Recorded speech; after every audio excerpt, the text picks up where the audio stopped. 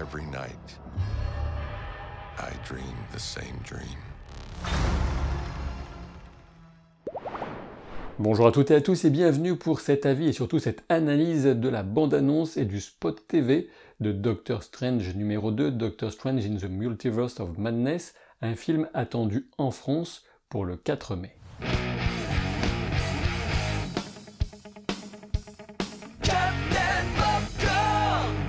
Je développerai bien évidemment des théories sur le déroulement du film à partir des éléments disponibles et de mes recherches, et j'explorerai les craintes et attentes qui en découlent. Alors si vous souhaitez ne rien savoir du film avant de le voir en salle, ou si vous n'avez pas encore vu la série WandaVision, mieux vaut peut-être éviter cette vidéo et les bandes annonces de manière générale. Par contre, si vous êtes curieux, accrochez-vous à vos slips parce que c'est parti. Vous le savez, ce film marque le retour de Sam Raimi à la réalisation super-héroïque, si j'ose dire, et j'espère que sa patte ne sera pas trop diluée dans l'esthétique parfois lissée de Marvel. Alors vous me connaissez, je pense, je ne parle pas du fameux moule Marvel que certains vont évoquer, puisque certains films de la saga expriment nettement leur personnalité. Stephen Strange cauchemarde et on peut supposer qu'il s'agit là des répercussions d'événements tragiques qui surviennent à ces variants dans des univers parallèles. On distingue une version lugubre et morbide du Sanctum Sanctorum, sans doute celui dans lequel il discute avec la version sombre de lui-même vers la fin du trailer. Parmi les choses qu'on peut craindre, je soulignerai justement cette très mauvaise habitude qu'a le MCU depuis le début de souvent confronter ses héros à des adversaires au pouvoir très proches des leurs. Alors c'est vrai, des pouvoirs différents et originaux ne sont pas les seuls critères pour faire un bon méchant, il suffit pour ça de penser à Killmonger, mais je crains qu'on se retrouve dans ce film avec des combats entre variants plutôt que la montée d'une véritable menace démoniaque ou assimilée, comme Chthon par exemple, que j'aimerais bien voir arriver, puisqu'il est l'entité qu'on trouve derrière le Darkhold dans les comics. Alors pourtant, c'est vrai, on peut conserver un petit espoir avec la créature qui attache America Chavez et lui postillonne à la tronche avec une tête de patate au four, fan de bondage. Et oui, en effet, il s'agit bien là d'America Chavez, une ado qui a notamment le pouvoir de créer des passages en forme d'étoiles d'un univers à l'autre.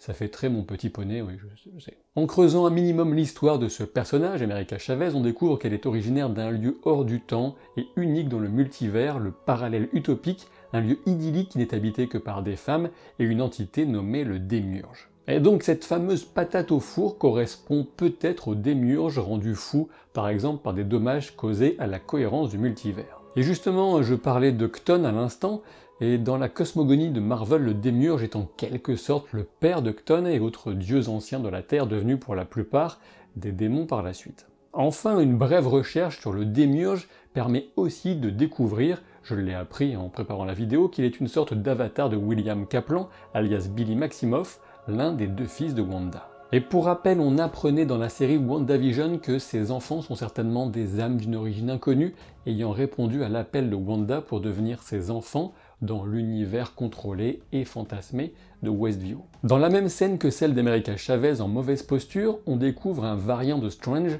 notamment visible dans le spot TV, et potentiellement le même personnage que celui qu'on retrouve en fin de trailer en version en mort-vivant.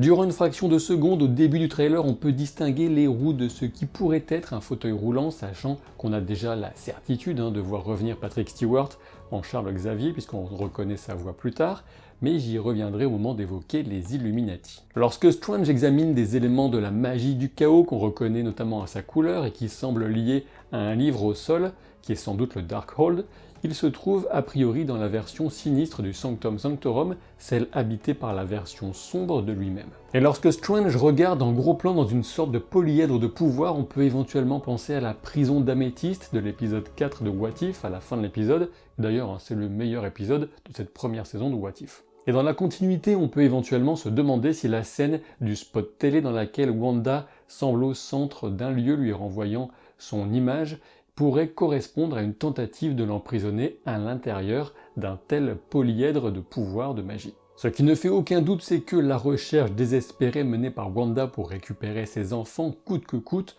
sera au centre de la relation et de la probable opposition entre les deux personnages, elle et Strange. Wanda ne reculera devant rien et on la distingue sous différentes apparences tout au long des deux vidéos promotionnelles et même en version zombie dans le spot TV, comme dans What If, encore une fois. Tandis que Wong fait preuve de davantage de sagesse que Steven, comme à son habitude, on a une autre référence à l'épisode 4 de What If, alors que Strange observe une New York qui se désagrège comme aspirée par le haut par une force irrésistible de dissolution. Et d'ailleurs, si vous ne voulez pas que je vous réserve un sort tout aussi sinistre, je vous invite à vous abonner à la chaîne et à laisser un pouce en l'air, c'est toujours sympathique pour soutenir mon boulot. Et même Christine Palmer apparaît sous 2 variants, la première qui se marie dans l'univers principal du MCU sans doute, et l'autre qu'on devine dans le spot en combinaison et travaillant dans le lieu étrange et high-tech où Strange est emmené comme prisonnier.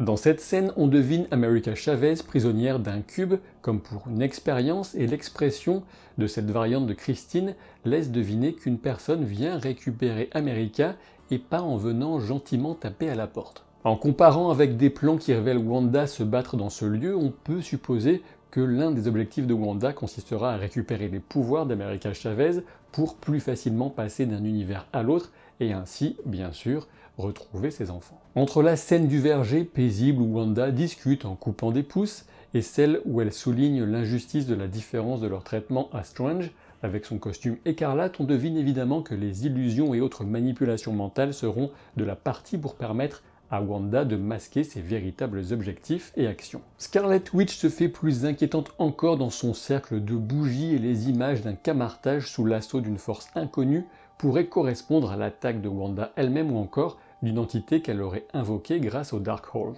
Le Minotaure qu'on distingue nettement se nomme Rintrah dans les comics. Il est un étudiant des arts mystiques qui prête même son corps pour quelque temps à l'esprit de Strange. Alors peut-être qu'on verra la même chose dans le film.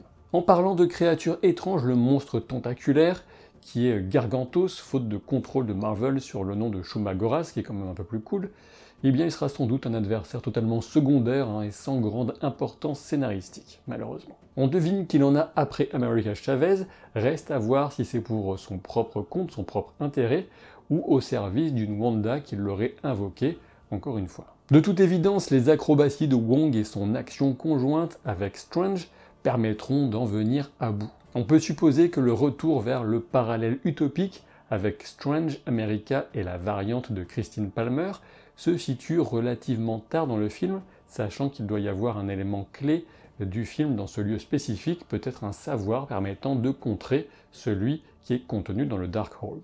J'en viens enfin à ce lieu où Strange est amené prisonnier par des sentinelles Ultron, ou assimilés, de toute évidence on se trouve dans le quartier général des Illuminati. Sachez que dans les comics, ce groupe secret des Illuminati se donne pour mission de préserver l'équilibre du monde. Ici on devine que Mordo en fait partie, ainsi qu'une version de Charles Xavier, et on suppose que dans le film leur mission sera plutôt multiverselle. Alors bien sûr, tout le petit jeu consiste maintenant à deviner qui d'autre siégera dans ce groupe qui pourrait compter 7 places, sachant que Strange pourrait cacher 2 emplacements avec son corps dans le plan principal. De mon côté, je verrais bien 7 candidats. On commence donc avec Charles Xavier et Mordo, bien évidemment. Ensuite, une version de Captain Marvel qui pourrait être Maria Rambeau, notamment du fait de la confrontation qu'on devine entre Wanda et une personne qui entre en mode binary.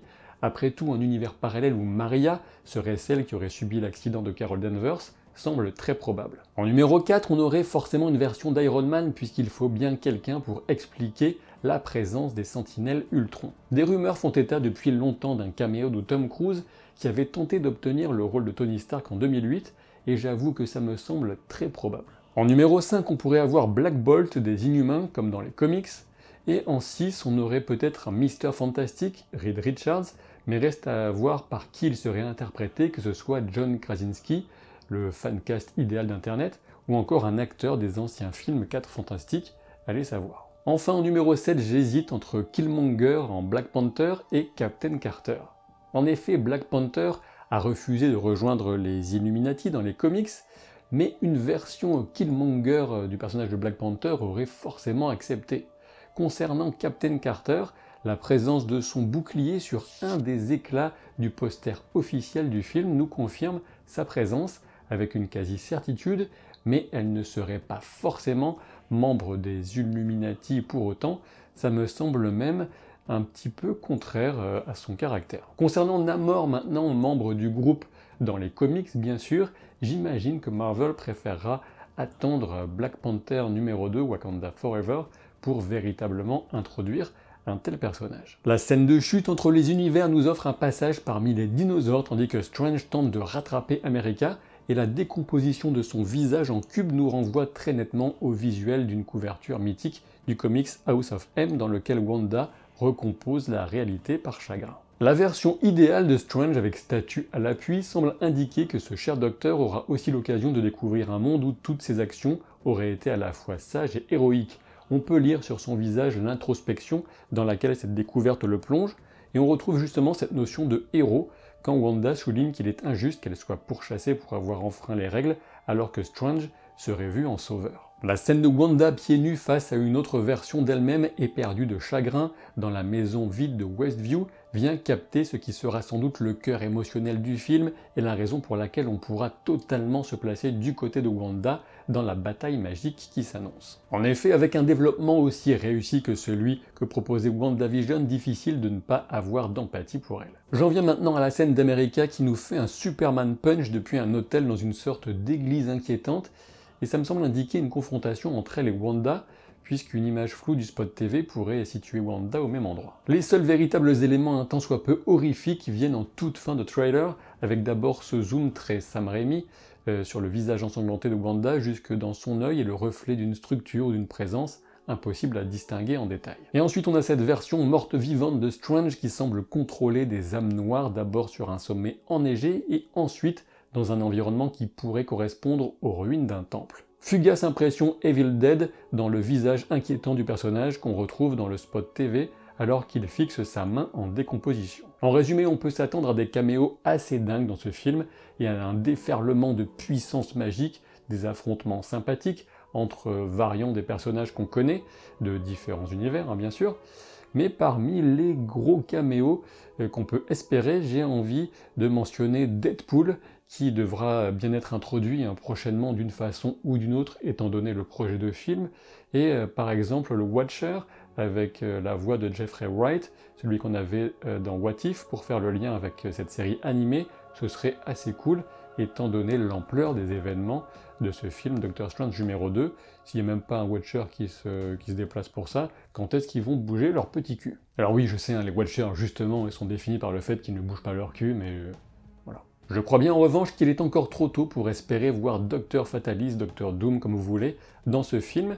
Par ailleurs, je crains que les aspects horrifiques et surtout mystiques restent un peu les parents pauvres, en quelque sorte, du film.